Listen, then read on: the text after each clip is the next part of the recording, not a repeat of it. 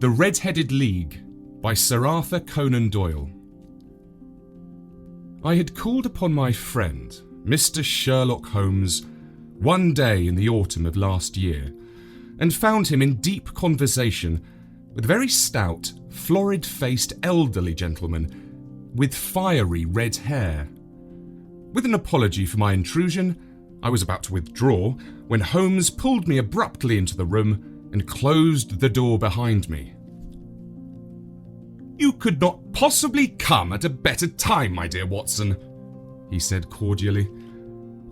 "I was afraid that you were engaged." "So I am, very much so." "Then I can wait in the next room." "Not at all. This gentleman, Mr. Wilson, has been my partner and helper in many of my most successful cases, and I have no doubt that he will be of the utmost use to me in yours also."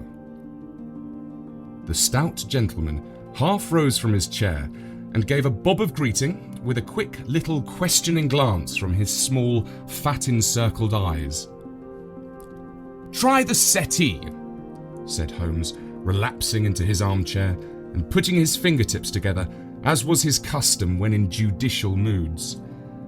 "I know, my dear Watson, that you share my love of all that is bizarre and outside the conventions and humdrum routine of everyday life. You have shown your relish for it by the enthusiasm which has prompted you to chronicle, and if you will excuse my saying so, somewhat to embellish so many of my own little adventures." "Your cases have indeed been of the greatest interest to me," I observed. "You will remember that I remarked the other day, just before we went into the very simple problem presented by Miss Mary Sutherland, that for strange effects and extraordinary combinations, we must go to life itself, which is always far more daring than any effort of the imagination." A proposition which I took the liberty of doubting. "You did, Doctor, but nonetheless you must come round to my view, for otherwise I shall keep on piling fact upon fact on you until your reason breaks down under them and acknowledges me to be right. Now, Mr. Jabez Wilson here has been good enough to call upon me this morning and to begin a narrative which promises to be one of the most singular which I have listened to for some time. You have heard me remark that the strangest and most unique things are very often connected, not with the larger, but within the smaller crimes, and occasionally indeed where there is room for doubt whether any positive crime has been committed. As far as I have heard, it is impossible for me to say whether the present case is an instance of crime or not, but the course of events is certainly among the most singular that I have ever listened to. Perhaps, Mr. Wilson, you would have the great kindness to recommence your narrative. I ask you, not merely because my friend Dr. Watson has not heard the opening part, but also because the peculiar nature of the story makes me anxious to have every possible detail from your lips.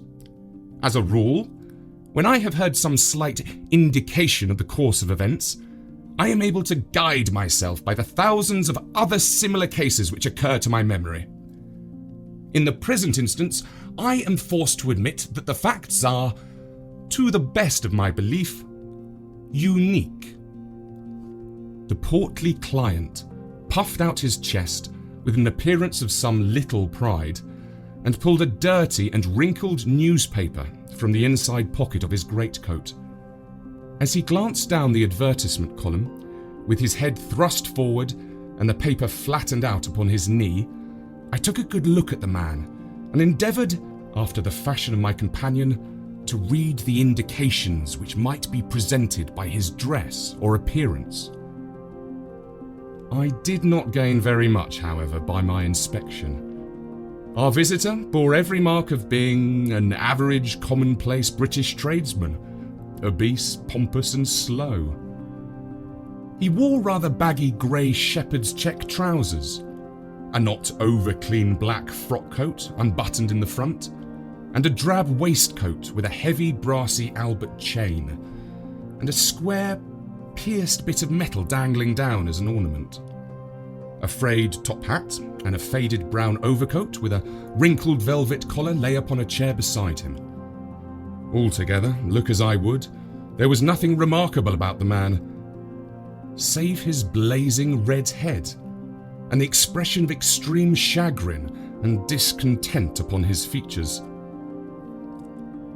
Sherlock Holmes's quick eye took in my occupation, and he shook his head with a smile as he noticed my questioning glances. Beyond the obvious facts that he has at some time done manual labour, that he takes snuff, that he is a Freemason, that he has been in China, and that he has done a considerable amount of writing lately, I can deduce nothing else. Mr. Jabez Wilson started up in his chair, with his forefinger upon the paper, but his eyes upon my companion. How in the name of good fortune did you know all that, Mr. Holmes? He asked. How did you know, for example, that I did manual labour? It's as true as gospel, for I began as a ship's carpenter. Your hands, my dear sir, your right hand is quite a size larger than your left. You have worked with it, and the muscles are more developed. Well, the snuff then, and the Freemasonry. I won't insult your intelligence by telling you how I read that, especially as, rather against the strict rules of your order, you use an arc and compass breastpin. Ah, of course, I forgot that. But the writing. What else can be indicated by that right cuff, so very shiny for 5 inches, and the left one with the smooth patch near the elbow where you rest it upon the desk? Well, but China. The fish, which you have tattooed immediately above your right wrist, could only have been done in China. I have made a small study of tattoo marks, and have even contributed to the literature of the subject. That trick of staining the fish's scales of a delicate pink is quite peculiar to China. When, in addition, I see a Chinese coin hanging from your watch chain, the matter becomes even more simple. Mr. Jabez Wilson laughed heavily. Ha! Well, I never, said he. I thought at first that you had done something clever, but I see that there was nothing in it after all. I begin to think, Watson, said Holmes, that I make a mistake in explaining. Omne ignotum pro magnifico, you know, and my poor little reputation, such as it is, will suffer shipwreck if I'm so candid. Can you not find the advertisement, Mr. Wilson? Yes, I've got it here now, he answered with his thick red finger planted halfway down the column. Here it is. This is what began it all. You just read it for yourself, sir. I took the paper from him and read as follows. To the Red-Headed League, on account of the bequest of the late Ezekiel Hopkins of Lebanon, Penn, USA, there is now another vacancy open which entitles a member of the League to a salary of £4 a week for purely nominal services.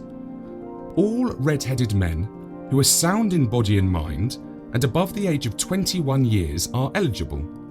Apply in person on Monday at 11 o'clock to Duncan Ross at the offices of the League, 7 Pope's Court, Fleet Street. What on earth does this mean?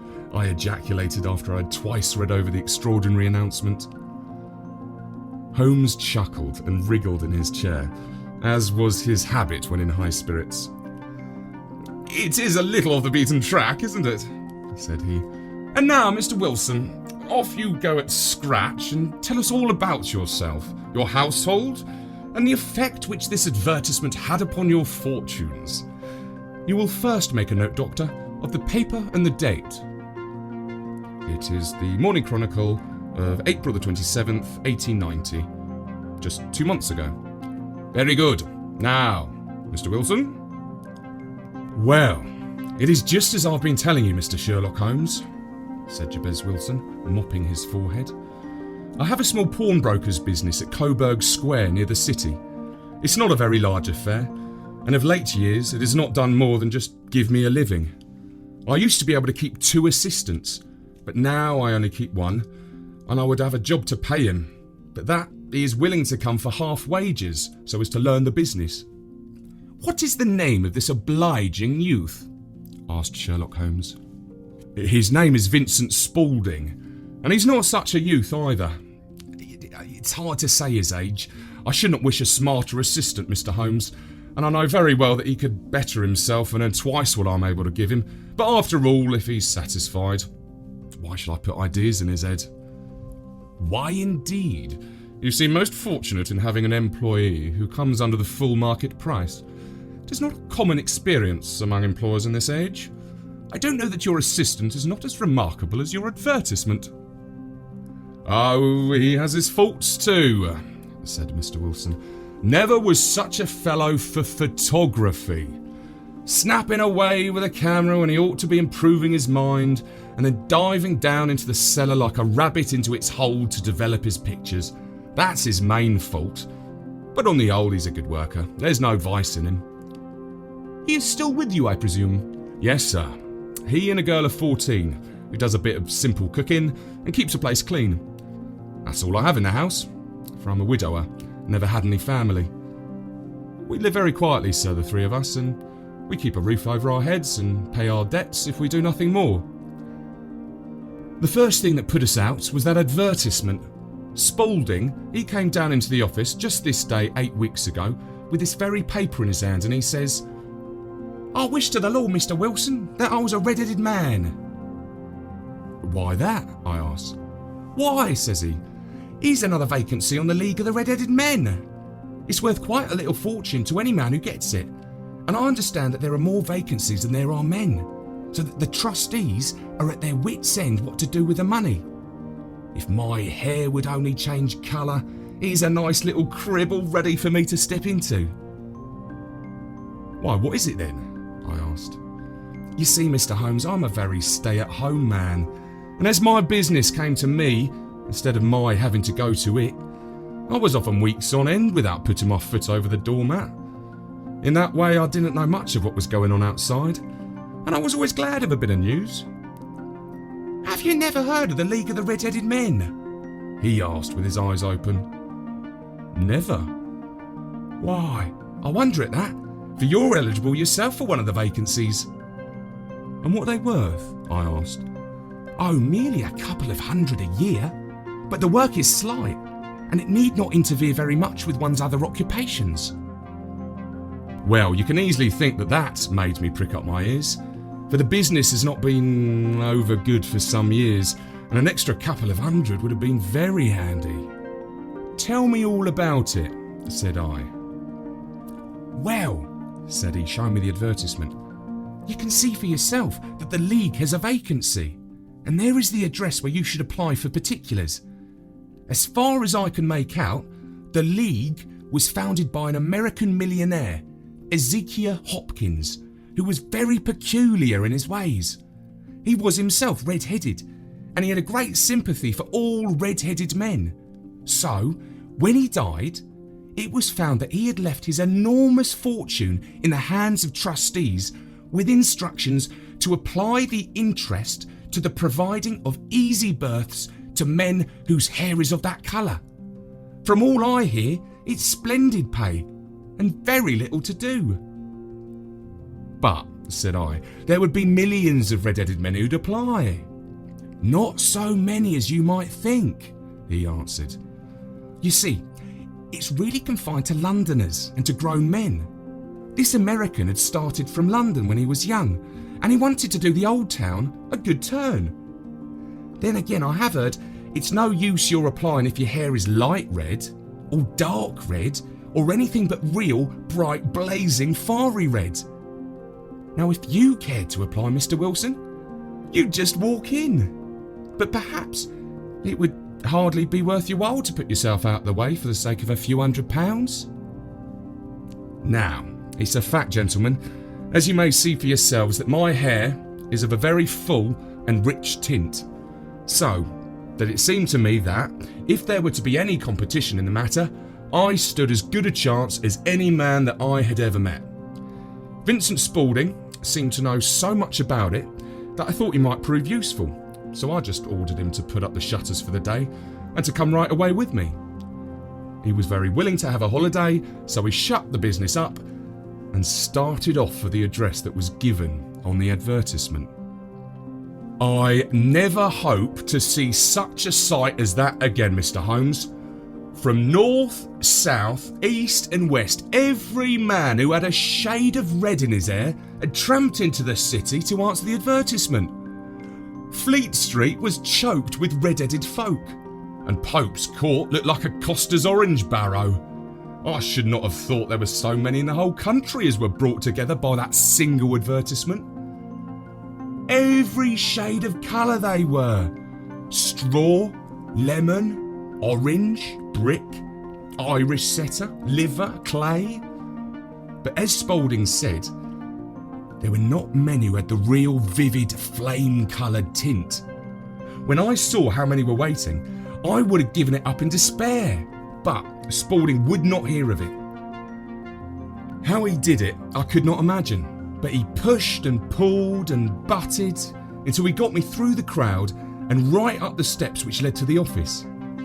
There was a double stream upon the stair, some going up in hope and some coming back dejected. But we were wedged in as well as we could and soon found ourselves in the office. "Your experience has been a most entertaining one," remarked Holmes as his client paused and refreshed his memory with a huge pinch of snuff. "Pray continue your very interesting statement." There was nothing in the office but a couple of wooden chairs and a deal table, behind which sat a small man with a head that was even redder than mine. He said a few words to each candidate as he came up, and then he always managed to find some fault in them which would disqualify them. Getting a vacancy did not seem to be such a very easy matter at all. However, when our turn came, the little man was much more favourable to me than to any of the others, and he closed the door as we entered so that he might have a private word with us. "This is Mr. Jabez Wilson," said my assistant, "and he's willing to fill a vacancy in the League." "And he is admirably suited for it," the other answered. "He has every requirement. I cannot recall when I have seen anything so fine." He took a step backwards, cocked his head on one side, and gazed at my hair until I felt quite bashful. Then suddenly, he plunged forward, wrung my hand, and congratulated me warmly on my success. "It would be injustice to hesitate," said he. "You will, however, I am sure, excuse me for taking an obvious precaution."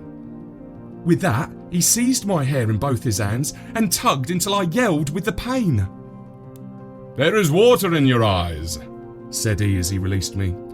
"I perceive that all is as it should be, but we have to be careful, for we have twice been deceived by wigs and once by paint.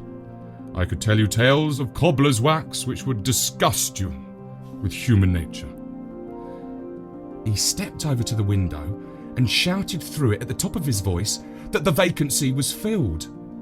A groan of disappointment came up from below, and the folk all trooped away in different directions until there was not a redhead to be seen, except my own and that of the manager. "My name," said he, "is Mr. Duncan Ross, and I am myself one of the pensioners upon the fund left by our noble benefactor. Are you a married man, Mr. Wilson? Have you a family?" I answered that I had not. His face fell immediately. "Dear me," he said gravely, "this is very serious indeed. I'm sorry to hear you say that. The fund was, of course, for the propagation and spread of the redheads, as well as for their maintenance. It is exceedingly unfortunate that you should be a bachelor." My face lengthened at this, Mr. Holmes, for I thought that I was not to have the vacancy after all. But after thinking it over for a few minutes, he said that it'd be all right. "In the case of another," said he, "the objection might be fatal, but we must stretch a point in favour of a man with such a head of hair as yours. When shall you be able to enter upon your new duties?" Well, it is a little awkward for other business already, said I. Oh, never mind about that, Mr. Wilson, said Vincent Spaulding. I shall be able to look after that for you. What would be the hours, I asked. 10 to 2. Now, a pawnbroker's business is mostly done of an evening, Mr. Holmes, especially Thursday and Friday evening, which is just before payday, so it would suit me very well to earn a little in the mornings. Besides, I knew that my assistant was a good man and that he would see to anything that turned up. That would suit me very well, said I. And the pay? Is £4 a week. And the work? Is purely nominal. What do you call purely nominal? Well, you have to be in the office, or at least in the building, the whole time. If you leave, you forfeit your whole position forever. The will is very clear upon that point. You don't comply with the conditions if you budge from the office during that time. It's only 4 hours a day, and I shouldn't think of leaving, said I. No excuse will avail, said Mr. Duncan Ross. Neither sickness, nor business, nor anything else. There you must stay, or you lose your billet. And the work? Is to copy out the Encyclopaedia Britannica. There is the first volume of it in that press. You must find your own ink, pens and blotting paper, but we provide this table and chair. Will you be ready tomorrow? Certainly, I answered. Then goodbye, Mr. Jabez Wilson, and let me congratulate you once more on the important position which you have been fortunate enough to gain. He bowed me out of the room, and I went home with my assistant, hardly knowing what to say or do. I was so pleased at my own good fortune. Well, I thought over the matter all day, and by evening I was in low spirits again, for I'd quite persuaded myself that the whole affair must be some great hoax or fraud, though what its object might be I couldn't imagine. It seemed altogether past belief that anyone could make such a will, or that they would pay such a sum for doing anything so simple as copying out the Encyclopaedia Britannica. Vincent Spaulding did what he could to cheer me up, but by bedtime I'd reasoned myself out of the whole thing. However, in the morning I determined to have a look at it anyhow, so I bought a penny bottle of ink, and with a quill pen and 7 sheets of foolscap paper, I started off for Pope's Court. Well, to my surprise and delight, everything was as right as possible. The table was set out ready for me, and Mr. Duncan Ross was there to see that I got fairly to work. He started me off upon the letter A, and then he left me, but he would drop in from time to time to see that everything was all right with me. At 2 o'clock, he bade me good day, complimented me upon the amount that I'd written, and locked the door of the office after me. This went on day after day, Mr. Holmes, and on Saturday, the manager came in and planked down 4 golden sovereigns for my week's work. It was the same next week and the same the week after. Every morning I was there at 10, and every afternoon I left at 2. By degrees, Mr. Duncan Ross took to coming in only once of a morning, and then after a time he didn't come at all. Still, of course, I never dared to leave the room for an instant, for I was not sure when he might come, and the billet was such a good one and suited me so well that I wouldn't risk the loss of it. 8 weeks passed away like this, and I'd written about Abbott, and archery, and armour, and architecture, and Attica, and hoped with diligence that I might get onto the B's before very long.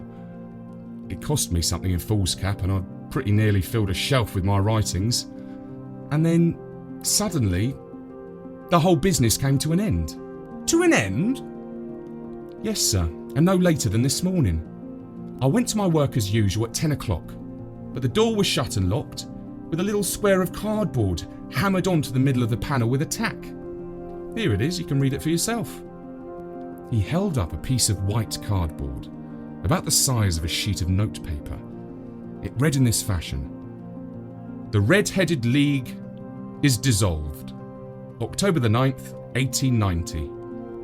Sherlock Holmes and I surveyed this curt announcement and the rueful face behind it, until the comical side of the affair so completely overtopped every other consideration that we both burst out into a roar of laughter. "I cannot see there is anything very funny," cried our client, flushing up to the roots of his flaming head. "If you can do nothing better than laugh at me, I can go elsewhere." "Oh no," cried Holmes, shoving him back into the chair from which he had half risen. "I really wouldn't miss your case for the world. It is most refreshingly unusual. But there is, if you will excuse my saying so, something just a little funny about it. Pray, what steps did you take when you found the card upon the door?" "I was staggered, sir. I didn't know what to do. Then I called at the offices round, but none of them seemed to know anything about it. Finally, I went to the landlord, who is an accountant living on the ground floor, and I asked him if he could tell me what had become of the Red-Headed League. He said that he had never heard of any such body. Then I asked him who Mr. Duncan Ross was. "Well," said I, "the gentleman at number 4. "What, the red-headed man?" "Yes." "Oh," said he, "his name was William Morris. He was a solicitor, and he was using my room as a temporary convenience until his new premises were ready. He moved out yesterday." "Where can I find him?" "Oh, at his new offices. He did tell me the address, yes. 17 King Edward Street, near St. Paul's." I started off, Mr. Holmes, but when I got to that address it was a manufactory of artificial kneecaps, and no one in it had ever heard of either Mr. William Morris or Mr. Duncan Ross. "And what did you do then?" asked Holmes. "I went home to Saxe-Coburg Square, and I took the advice of my assistant. But he could not help me in any way. He could only say that if I waited I should hear by post. But that wasn't quite good enough, Mr. Holmes. I did not wish to lose such a place without a struggle. So, as I had heard that you were good enough to give advice to poor folk who were in need of it, I came right away to you." "And you did very wisely," said Holmes. "Your case is an exceedingly remarkable one, and I shall be happy to look into it. From what you have told me, I think that it is possible that graver issues hang from it than might at first sight appear." "Grave enough?" said Mr. Jabez Wilson. "Why, I've lost £4 a week." "As far as you are personally concerned," remarked Holmes, "I do not see that you have any grievance against this extraordinary league. On the contrary, you are, as I understand, richer by some £30, to say nothing of the minute knowledge which you have gained on every subject which comes under the letter A. You have lost nothing by them." "No, sir, but I want to find out about them, and who they are, and what their object was in playing this prank, if it was a prank upon me. It was a pretty expensive joke for them, for it cost them £32. "We shall endeavour to clear up these points for you, and first, 1 or 2 questions, Mr. Wilson. This assistant of yours who first called your attention to the advertisement, how long had he been with you?"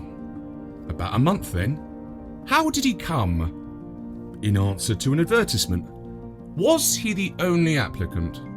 "No, I had a dozen." "Why did you pick him?" "Because he was handy and he'd come cheap." "At half wages, in fact." "Yes." "What is he like, this Vincent Spaulding?" "Small, stout built, very quick in his ways, no hair on his face though he's not short of 30, has a white splash of acid upon his forehead." Holmes sat up in his chair in considerable excitement. "I thought as much," said he. "Have you ever observed that his ears are pierced for earrings?" "Yes, sir. He told me that a gypsy had done it for him when he was a lad." Said Holmes, sinking back in deep thought. "He is still with you?" "Oh yes, sir, I've only just left him." "And has your business been attended to in your absence?" "Nothing to complain of, sir. There's never very much to do of a morning." "That will do, Mr. Wilson. I shall be happy to give you an opinion upon the subject in the course of a day or 2. Today is Saturday, and I hope that by Monday we may come to a conclusion." "Well, Watson," said Holmes when our visitor had left us, What do you make of it all?" "I make nothing of it," I answered frankly. "It is a most mysterious business." "As a rule," said Holmes, "the more bizarre a thing is, the less mysterious it proves to be. It is your commonplace featureless crimes which are really puzzling, just as a commonplace face is the most difficult to identify. But I must be prompt over this matter." "What are you going to do then?" I asked. "To smoke," he answered. "It is quite a 3-pipe problem, and I beg that you won't speak to me for 50 minutes.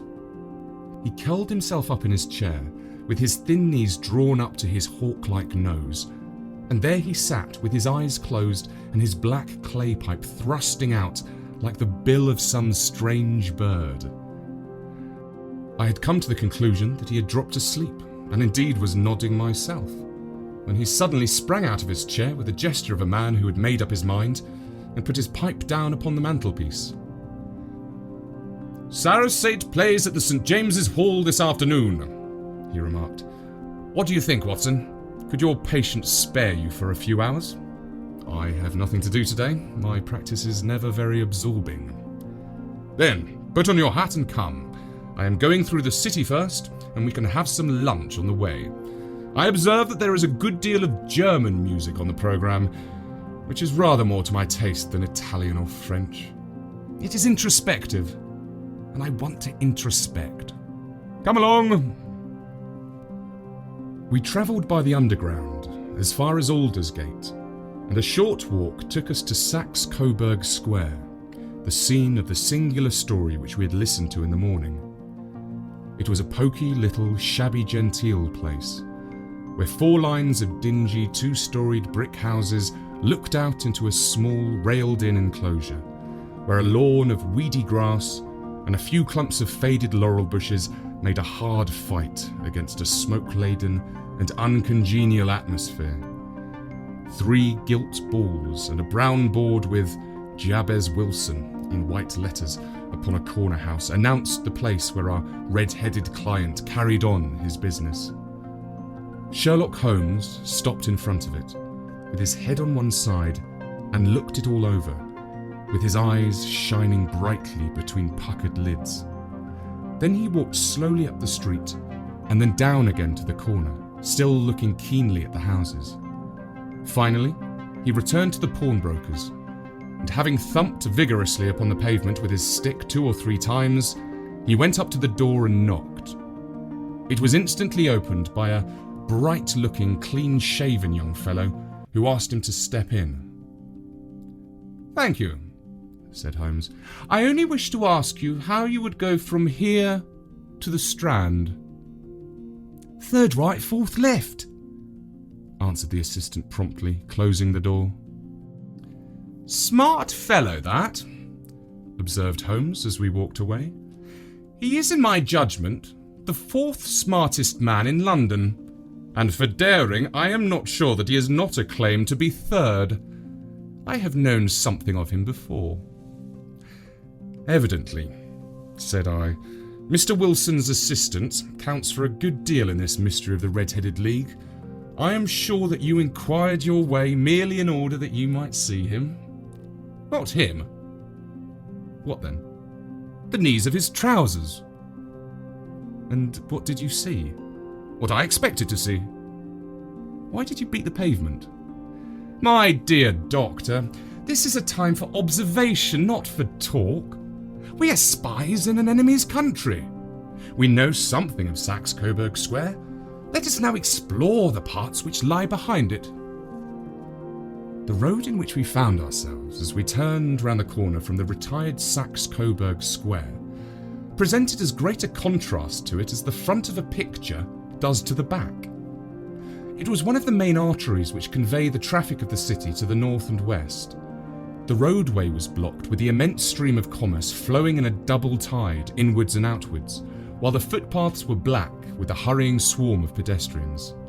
It was difficult to realise as we looked at the line of fine shops and stately business premises that they were really abutted on the other side upon the faded and stagnant square which we had just quitted.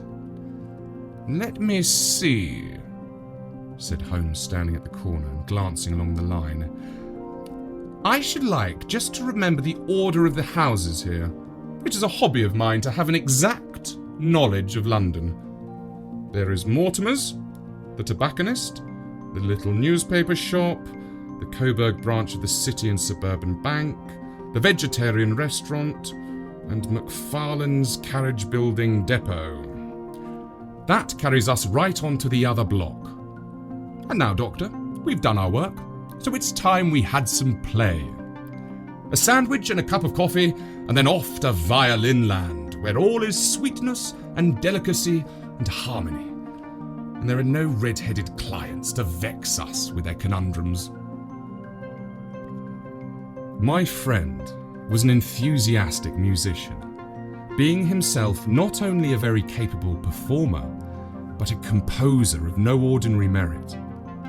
All the afternoon he sat in the stalls wrapped in the most perfect happiness, gently waving his long, thin fingers in time to the music, while his gently smiling face and his languid, dreamy eyes were as unlike those of Holmes the sleuth hound, Holmes the relentless, keen-witted, ready-handed criminal agent, as it was possible to conceive.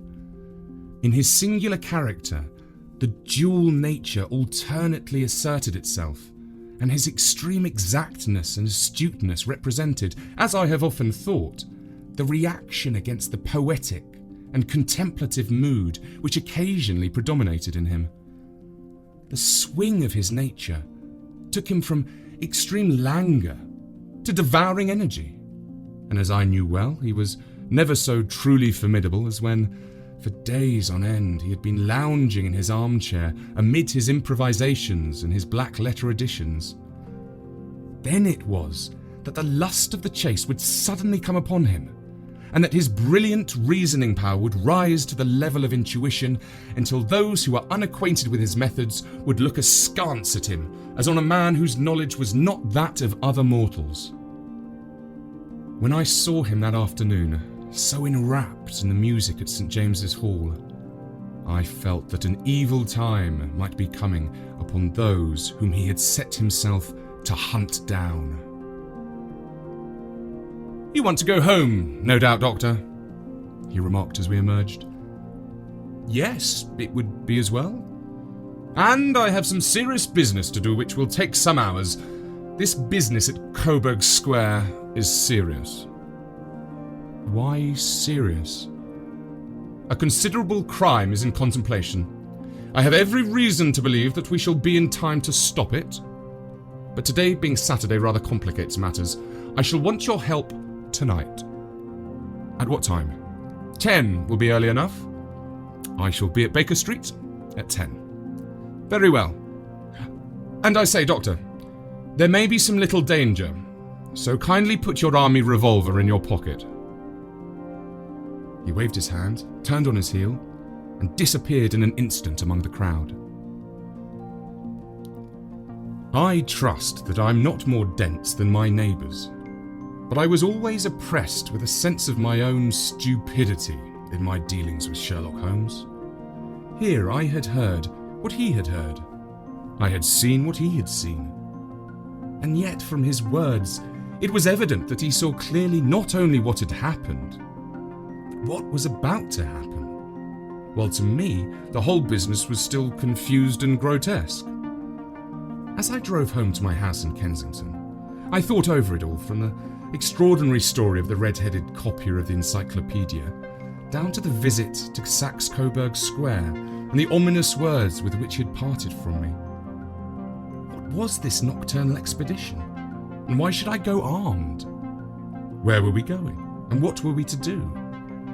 I had the hint from Holmes that this smooth-faced pawnbroker's assistant was a formidable man, a man who might play a deep game. I tried to puzzle it out, but gave it up in despair and set the matter aside until night should bring an explanation. It was 9:15 when I started from home and made my way across the park, so through Oxford Street to Baker Street. 2 hansoms were standing at the door, and as I entered the passage, I heard the sound of voices from above. On entering his room, I found Holmes in animated conversation with two men, one of whom I recognised as Peter Jones, the official police agent, while the other was a long, thin, sad-faced man with a very shiny hat and oppressively respectable frock coat. "Ah, our party is complete," said Holmes, buttoning up his pea jacket and taking his heavy hunting crop from the rack. "Watson, I think you know Mr. Jones of Scotland Yard. Let me introduce you to Mr. Merryweather, who is to be our companion in tonight's adventure." "We're hunting in couples again, Doctor, you see," said Jones in his consequential way. "Our friend here is a wonderful man for starting a chase. All he wants is an old dog to help him to do the running down." "I hope a wild goose may not prove to be the end of our chase," observed Mr. Merryweather gloomily. "You may place considerable confidence in Mr. Holmes, sir," said the police agent loftily. "He has his own little methods, which are, if you won't mind my saying so, just a little too theoretical and fantastic. But he has the makings of a detective in him. It is not too much to say that once or twice, as in that business of the Sholto murder and the Agra treasure, he has been more nearly correct than the official force." "Oh, if you say so, Mr. Jones, it is all right," said the stranger with deference. "Still, I confess that I miss my game of bridge. It is the first Saturday night for 27 years that I have not had my game of bridge." "I think you will find," said Sherlock Holmes, "that you will play for a higher stake tonight than you have ever done yet, and that the play will be more exciting. For you, Mr. Merryweather, the stake will be some £30,000, and for you, Jones, it will be the man upon whom you wish to lay your hands. John Clay, the murderer, thief, smasher, and forger. He's a young man, Mr. Merryweather, but he is at the head of his profession, and I would rather have my bracelets on him than any criminal in London. He's a remarkable man, is young John Clay. His grandfather was a royal duke, and he himself has been to Eton and Oxford. His brain is as cunning as his fingers, and though we meet signs of him at every turn, we never know where to find the man himself. He'll crack a crib in Scotland one week and be raising money to build an orphanage in Cornwall the next. I've been on his track for years and have never set eyes on him yet. I hope that I may have the pleasure of introducing you tonight. I've had one or two little turns also with Mr. John Clay, and I agree with you that he is at the head of his profession. It is past 10, however, and quite time that we started. If you two will take the first hansom, Watson, I will follow in the second." Sherlock Holmes was not very communicative during the long drive, and lay back in the cab humming the tunes which we had heard in the afternoon. We rattled through an endless labyrinth of gaslit streets until we emerged into Farringdon Street. "We are close there now," my friend remarked. "This fellow Merryweather is a bank director, and personally interested in the matter. I thought it as well to have Jones with us also. He's not a bad fellow, though an absolute imbecile in his profession. He has one positive virtue. He is as brave as a bulldog, and as tenacious as a lobster if he gets his claws upon anyone. Here we are, and they are waiting for us." We had reached the same crowded thoroughfare in which we had found ourselves in the morning. Our cabs were dismissed, and following the guidance of Mr. Merryweather, we passed down a narrow passage and through a side door which he opened for us. Within, there was a small corridor which ended in a very massive iron gate. This also was opened and led down a flight of winding stone steps which terminated at another formidable gate. Mr. Merryweather stopped to light a lantern and then conducted us down a dark, earth-smelling passage, and so, after opening a third door into a huge vault or cellar which was piled all around with crates and massive boxes. "You are not very vulnerable from above," Holmes remarked as he held up the lantern and gazed about him. "Nor from below," said Mr. Merriweather, striking his stick upon the flags which lined the floor. "Why, dear me, it sounds quite hollow," he remarked, looking up in surprise. "I must really ask you to be a little more quiet," said Holmes severely. "You have already imperilled the whole success of our expedition. Might I beg that you would have the goodness to sit down upon one of those boxes and not to interfere?"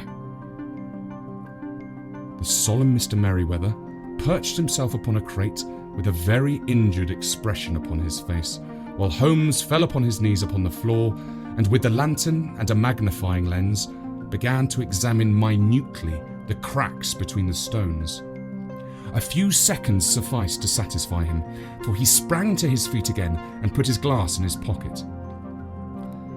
"We have at least an hour before us," he remarked, "for they can hardly take any steps until the good pawnbroker is safely in bed. Then they will not lose a minute, for the sooner they do their work, the longer time they will have for their escape. We are at present, Doctor, as no doubt you have divined, in the cellar of the city branch of one of the principal London banks. Mr. Merriweather is the chairman of directors, and he will explain to you that there are reasons why the more daring criminals of London should take a considerable interest in this cellar at present." "It is our French gold," whispered the director. "We have had several warnings that an attempt might be made upon it." "Your French gold?" "Yes. We had occasion some months ago to strengthen our resources and borrowed, for that purpose, 30,000 Napoleons from the Bank of France. It has become known that we have never had occasion to unpack the money, and that it is still lying in our cellar. The crate upon which I sit contains 2,000 Napoleons packed between layers of lead foil. Our reserve of bullion is much larger at present than is usually kept in a single branch office, and the directors have had misgivings upon the subject." "Which were well justified," observed Holmes. "Now it is time that we arranged our little plans. I expect that within an hour matters will come to a head. In the meantime, Mr. Merriweather, we must put the screen over that dark lantern." "And sit in the dark?" "I'm afraid so. I had brought a pack of cards in my pocket, and I thought, as we were a partie carré, you might have your game of bridge after all. But I see that the enemy's preparations have gone so far that we cannot risk the presence of a light. And, first of all, we must choose our positions. These are daring men, and though we shall take them at a disadvantage, they may do us some harm unless we are careful. I shall stand behind this crate, and do you conceal yourselves behind those. Then, when I flash a light upon them, close in swiftly. If they fire, Watson, have no compunction about shooting them down." I placed my revolver, cocked, upon the top of the wooden case behind which I crouched. Holmes shot the slide across the front of his lantern and left us in pitch darkness. Such an absolute darkness as I have never experienced before. The smell of hot metal remained to assure us that the light was still there, ready to flash out at a moment's notice. To me, with my nerves worked up to a pitch of expectancy, there was something depressing and subduing in the sudden gloom and in the cold, dank air of the vault. "They have but one retreat," whispered Holmes. "That is back through the house into Saxe-Coburg Square. I hope that you've done what I asked you, Jones." "I have an inspector and 2 officers waiting at the front door." "Then we have stopped all the holes, and now we must be silent and wait." What a time it seemed. From comparing notes afterwards, it was but an hour and a quarter, yet it appeared to me that the night must have almost gone and the dawn be breaking above us. My limbs were weary and stiff, for I feared to change my position, yet my nerves were worked up to the highest pitch of tension, and my hearing was so acute that I could not only hear the gentle breathing of my companions, but I could distinguish the deeper, heavier in-breath of the bulky Jones from the thin, sighing note of the bank director. From my position, I could look over the case in the direction of the floor. Suddenly, my eyes caught the glint of a light. At first, it was but a lurid spark upon the stone pavement. Then it lengthened out until it became a yellow line. And then, without any warning or sound, a gash seemed to open, and a hand appeared, a white, almost womanly hand, which felt about in the centre of the little area of light. For a minute or more, the hand, with its writhing fingers, protruded out of the floor.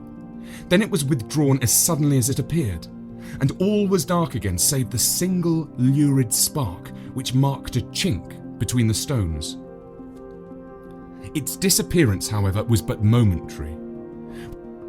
With a rending, tearing sound, one of the broad white stones turned over upon its side and left a square, gaping hole through which streamed the light of a lantern.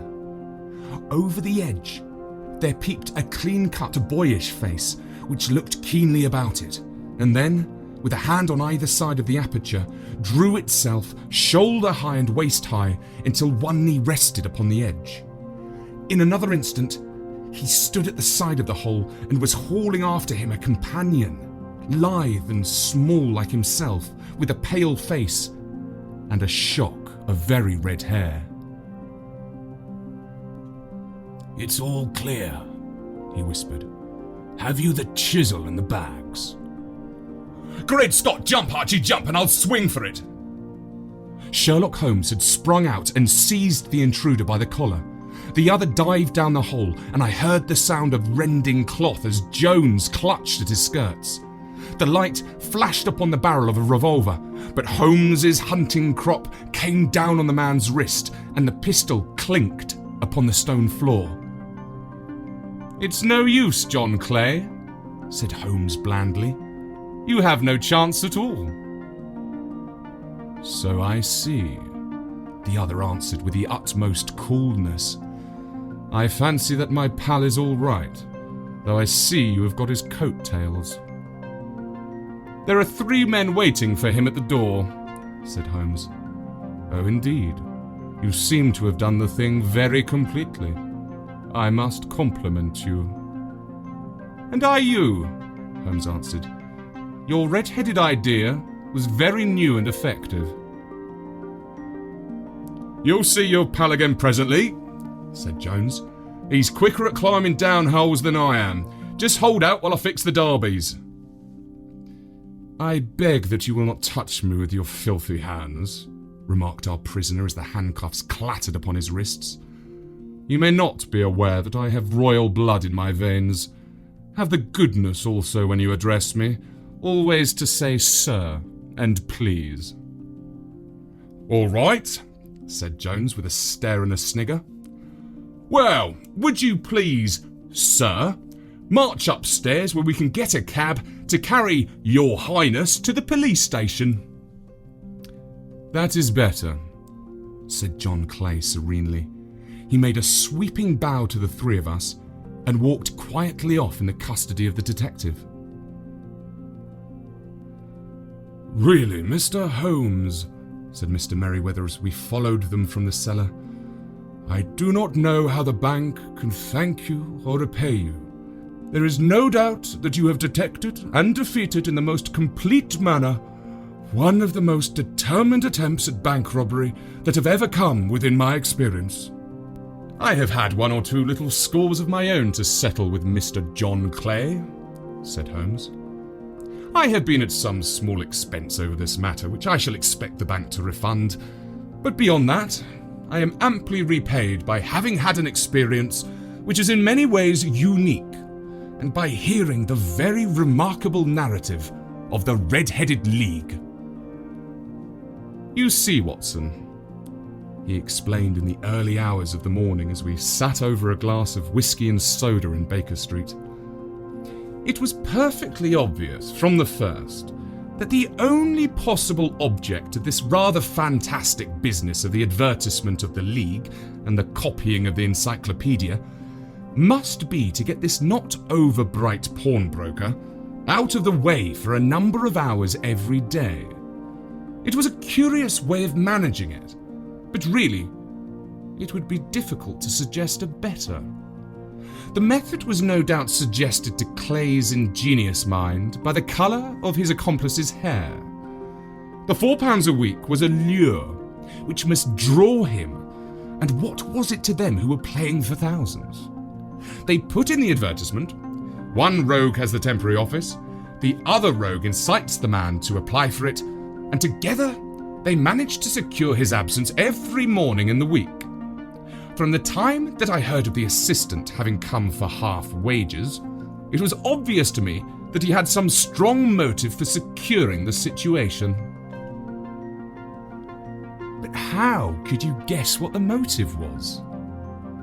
Had there been women in the house, I should have suspected a mere vulgar intrigue. That, however, was out of the question. The man's business was a small one, and there was nothing in his house which could account for such elaborate preparations and such an expenditure as they were at. It must then be something out of the house.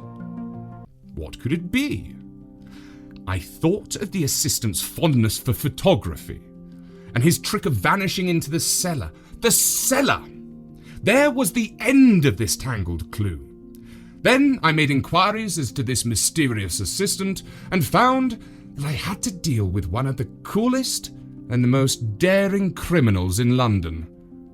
He was doing something in the cellar, something which took many hours a day for months on end. What could it be once more? I could think of nothing else, save that he was running a tunnel to some other building. So far I had got when we went to visit the scene of action. I surprised you by beating upon the pavement with my stick. I was ascertaining whether the cellar stretched out in front or behind. It was not in front. Then I rang the bell and, as I hoped, the assistant answered it. We have had some skirmishes, but we have never set eyes upon each other before. I hardly looked at his face. His knees were what I wished to see. You must yourself have remarked how worn, wrinkled, and stained they were.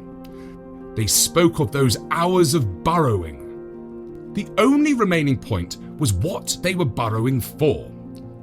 I walked around the corner, saw that the City and Suburban Bank abutted on our friend's premises, and felt that I had solved my problem. When you drove home after the concert, I called upon Scotland Yard and upon the chairman of the bank directors, with the result that you have seen. And how could you tell that they would make their attempt tonight? I asked.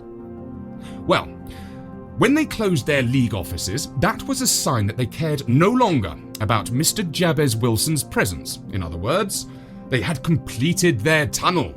But it was essential that they should use it soon as it might be discovered, or the bullion might be removed. Saturday would suit them better than any other day, as it would give them 2 days for their escape. For all these reasons, I expected them to come tonight. You reasoned it out beautifully, I exclaimed in unfeigned admiration. It is so long a chain, and yet every link rings true. It saved me from my ennui, he answered, yawning. Alas, I already feel it closing in upon me. My life is spent in one long effort to escape from the commonplaces of existence. These little problems help me to do so. And you are a benefactor of the race, said I. He shrugged his shoulders. Well, perhaps. After all, it is of some little use, he remarked. L'homme c'est rien, l'œuvre c'est tout. As Gustave Flaubert wrote to George Sand. The man is nothing, the work is everything.